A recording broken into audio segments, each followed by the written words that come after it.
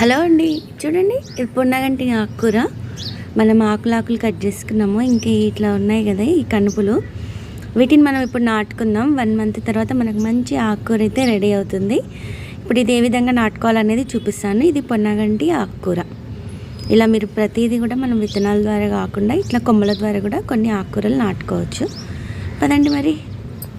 ఇదైతే మనం kitchen waste నుంచి రెడీ చేసుకున్నాం మట్టి. మన కిచెన్లో వచ్చే వెజిటబుల్ పీల్స్ వాటితోటి అన్నింటితోటి మట్టి అయితే ఈ విధంగా రెడీ చేసుకొని మొత్తం మనం వాటరింగ్ చేసి పెట్టుకోవాలి. ఇట్లా మెత్తగా మట్టి అయిన తర్వాత ఏం లేదు, మన దగ్గర ఉన్నాయి కదా ఇవి సింపుల్గా ఇట్లా కొంచెం క్రాస్గా పెట్టుకోవాలి. ఇట్లా మొత్తం పెట్టుకుందాము.